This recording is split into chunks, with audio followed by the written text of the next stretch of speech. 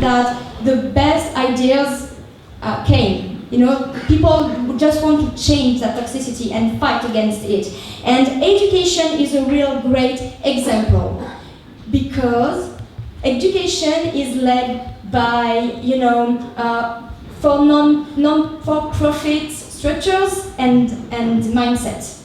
And this is the topic of our meetup tonight. But before getting started, I would like you to take just 2 minutes to introduce you to your neighbor on the right, on the left, not the one you came with, obviously, the one we don't know, and just introduce yourself and tell who you are and what is your personal bond with education.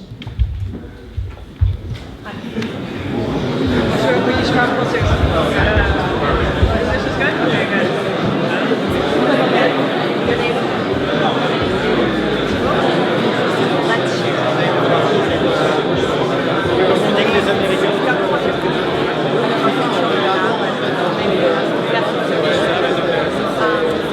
Whoever wanted to be able to mouse their classrooms or what they're doing. It's very easy for teachers to meet parents and also to have pictures and videos of what's going on. Explain their vision.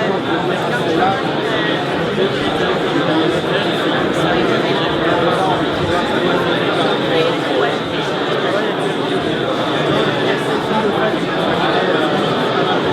I was wondering if I was teacher in the language department. Language department. No, Spain. So I lived in France for a long time, and we are in Spain for 15 years, and now I'm in Mexico. It's on the pocket, it's very, very big time for me. So my goal is now to make something like USC Canada. I mean, that started one in China. Okay. Okay, guys, you will have plenty of time to discuss afterwards, I promise. Just some practical info before getting started. So the Wi-Fi is the family. The password is LAMIFACC. Don't hesitate to disagree on Twitter using the TF special hashtag. And yeah, as I said, education market is changing faster than ever, and building a startup in this particular sector can seem both, you know, very attractive because there are a lot to do, but also very challenging. And this is the topic, and this is why I'm very glad to welcome Ariel Diaz tonight with us. So Ariel lives in New York. He spent about 10 years tackling the education market and trying to improve this landscape. Ariel previously he just founded UCaster and worked with hundreds of universities in the United States, and then he founded Boundless, a platform that provides students with textbooks at lower price. And it keeps tackling this market every day, and he's here with us to share his knowledge and his experience. So please give a huge round of applause to Ariel. Welcome, Ariel. Thank you, everybody. It's my pleasure to be here. I've been to Paris a few times before, but it's not in probably 10 years. So it's nice to share some of our learnings, and hopefully it's relevant, but also spend some time in this wonderful, beautiful city. As Anne mentioned, if you want to just talk on Twitter, my Twitter name is Ariel Diaz, but you can't disagree with me. So a very brief background about myself. My mother's from Peru, my father's from Cuba. I was born and raised in Miami. Went to school up in New Hampshire, in the northeast part of the US. Spent some time studying in Germany, both in undergrad and in grad school. Moved to Chicago, then moved to Frankfurt, then moved to Boston. In Boston is where I started my first two companies, and now I live in New York. And across the way, over this time, I've started several companies, an entrepreneurial retreat and organization, working on a new startup, as well as mentoring various startups in the Northeast and here as well. And what I wanted to talk about tonight is to share some of our experience and learnings in education. So the title maybe could have been expanded, not just why start a company in education, but also what are some of the challenges, what are some of our experience, and how you can generalize those learnings to potentially help some of the companies and people thinking about education. So the first question, which many of you who may already be in education are maybe thinking is, why education? Well, first off, it's incredibly important. We're educating our kids, and it's incredibly important in a world where understanding the complexities of our political system, of global warming, of science and technology is increasingly important. So we need to make sure that we're educating kids and giving everybody an opportunity to achieve what they want in life. The second reason is that it's fulfilling. When you're helping people, helping students and children get the most out of their lives, it can be very satisfying, and that draws in a lot of people who want to help others. And finally, it's a massive part of our society. In many countries, it's about 5% of GDP in the education system, from kindergarten through elementary school, through high school and university. So education, because it's important, fulfilling, and massive, draws a lot of excited, motivated entrepreneurs to help fix this market. And as some of you who may have already spent some time in education, sometimes you're wondering, why education? Why am I doing this? Because education is full of many unique challenges to its own market. And what I wanted to talk through is what some of those challenges are, what we saw and learned at my company Boundless, and think about ways to help mitigate and minimize and address some of those challenges in a lot of different ways.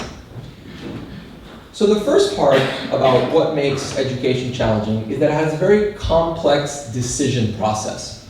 And the reason it's very complex is because we think it starts with the student. And it's all really about the student at the end of the day. And it is, except students have parents. And students are also part of a classroom, which has a teacher. And those classrooms have multiple parents for each of those little students over there. And each classroom is then part of a school, which then also has administrators. And each school is part of a region, and each region is part of a broader government. And at each and every one of these layers, there are decisions being made that have big impacts on what students are learning, how they're learning it, whether they're effectively learning it, who's spending money, and why. And this complex decision cycle is really one of the core components that makes education challenging. If we think about selling in business traditionally, you usually have a one-to-one relationship. Does this new product deliver an ROI, a return on investment? Does it save you time? Does it save your employees time? Does it cost you less to buy this product from me than someone else? But in education, we have a much more complicated decision-making process. And in addition to being a complicated decision process, everyone in each of these levels is very conservative. Because any small decision on what students learn, how they learn it, how they're being taught, has a massive impact on what the students learn, on potentially their life. So you have a conservative and complicated decision process. So that's one of the really critical parts. And it doesn't matter what age level you're selling into or who you're selling into. Knowing what decision, who needs to say yes before a product can be adopted is incredibly important. The second component, which really makes the first challenge even worse, is that it's a very long sales cycle. So in most of the world, we have a school year, usually taking the summer off. So that means is you have really usually one sales window, which slides depending on the particular industry, but usually it's some amount of months, 3 to 6 months before the start of the school year. Because you need time to make the decision, time to ramp up, any education of the teachers that you need in order to adopt a new technology or a new product. The summertime tends to be very difficult to move things forward because a lot of people are off campus on vacation. And in some industries, you may have a second window. In college and university, usually has a second sales window because you're able to sell into the second semester. In some cases, usually high school and below, you may not be able to because all decisions are made at the start of the year. So what that means is you have a conservative long cycle. And then this is another reason why decisions are even more conservative, because when you make one decision, you likely have to live with that decision for another entire year, for one whole school year. And what that means is, even though it's a long, let's say 6-month typical sales cycle, it really is more of a 6 to 17-month sales cycle, because if you're not right at the window when it can be adopted for the fall semester, it means that you're likely 1 year out. So you have a very long sales cycle, in addition to the fact that there's a lot of different decision makers across each level of the education system. And this cycle, this sales cycle, doesn't just impact sales and growth, but it also impacts product development. And this in particular was one point that took me a couple of years to realize. My background before Boundless is really focused on the product component, so leading product development, working with our engineering team. And a traditional lean technology product development cycle is really focused on how you can learn as quickly as possible. So usually you think about a given cohort, a given group of new registration, a given group of new users. And that group may be 1 week or 2 weeks long. And when that group registers, you then may do a different set of hypotheses about how you can drive engagement, how you can improve one of your core performance indicators. And then you can build that usually as quickly as possible in a 1 or 2 week sprint. And then now in 3 or 4 weeks, you're able to learn on whether that hypothesis that you launched and iterated on was effective. Did it improve the metrics you were trying to improve? So usually this lean product development cycle ensures that within 2 to 4 weeks, you're learning something new about how to improve your product, how to make it more engaging, how to make it more effective, how to make it more efficient, and help improve why the product is valuable. In education, because of the cycle that we just talked about, that cycle is at least 1 semester and likely a school year. So what that means is, in order for you to get 3 or 4 iterations, you're talking about years, not months. And this is a very significant component that makes product development and quick iteration and quick learning about what's effective and what's not much more challenging than in a traditional lean way, when you're able to build quickly, test quickly, understand quickly, and iterate and move on to the next test. So the result is that education, unique from most other markets, has a very complex and long sales and product cycle. So why education? Well, what we wanted to share is a little bit more of what our learnings are, and share some of how we were able, how we actually learned some of the lessons that I just shared, and how we're able to address some of those. So a little bit of background.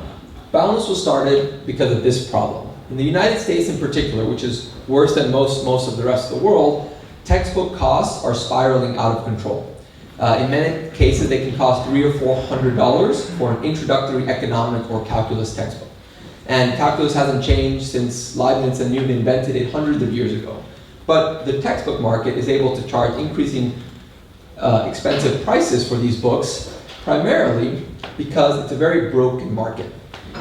Some people call the textbook market similar to a pharmaceutical model, where you have a drug company convincing a doctor to prescribe a drug, and the patient has to buy that drug. And in a similar way, the textbook market in the US is publishers convincing professors to adopt a particular book. The professor then assigns it to their student. The student has no choice but to buy that particular book. And in turn, they have to spend, in the US, over almost $10 billion per year on textbooks. So this is the problem that we wanted to solve. And one of the core insights to us trying to solve this is to put the student in the center, because the textbook market was broken because students had no choice. The purchaser and the decision maker was the professor, who was not price sensitive because they weren't the ones taking money out of their pocket to buy these textbooks. So the vision was, let's replace textbooks with online textbooks and content, and go and sell that directly to students. And if you look at the 3 core assumptions, the 3 core components to that vision were around content, in replacing the textbooks, the product, creating a great online learning experience, and the go-to-market, how we can effectively grow and scale this vision. So as far as the first part, the vision of replacing textbooks. So we largely succeeded in this. Over the course of 3 or 4 years, we built out over 25 subjects worth of introductory level textbooks. And we did this at 10 to 100 times cheaper than the traditional way of creating textbooks. And we're able to do that so cheaply because we're able to use existing online content and open educational resources. And we're able to do this in a way that wasn't just a textbook, but instead was a much better learning platform. So we're able to create content, structure it in a very innovative way so it's very reusable, build on a lot of the existing content that's already out there, so we're not reinventing the wheel every time we look at one new subject area. So we're able to achieve the goal of creating great content. The second component was, can we create a great product that students can learn from, that's engaging for students to learn, that teachers can effectively teach? And we did that. And we created a platform where we have a wonderful e-reader that works across all devices. It's platform agnostic. We track all the activity that students are doing, so the teachers can then see who's struggling because they're not doing the reading, or who's struggling because they're doing the reading and not understanding concepts. So the teacher then has more information to then help students. And we built a product that students loved, a highly engaged product. The third one is where things get a little tricky. And because that was the go-to-market, going directly to students. And for a few reasons, this didn't quite work. For one was, and these are our traditional marketing issues. So one was from a product positioning. The product we were marketing to students was different than anything they'd ever really seen before. Students are used to getting a textbook assigned, going to the bookstore, or going online to buy that textbook.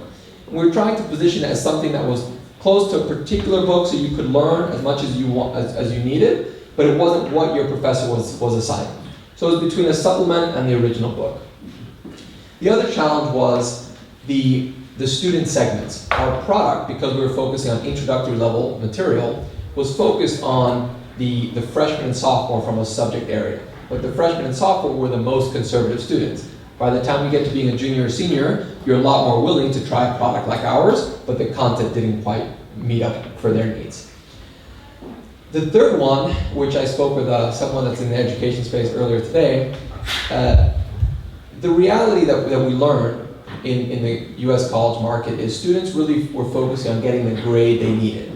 So if we can't focus our learning on the grade, it's much harder for students to want that product. And the reason is, we can help you learn biology, photosynthesis, any number of given topics, but if we don't know what's on the test that your professor is giving you, it's hard for us to help you prepare for that particular test. And our price, while much lower than textbook, was also under pressure as the price of textbooks keeps coming down for aftermarket rentals and used products. So really we got to choice, which was our third component of our vision around, can we create a product?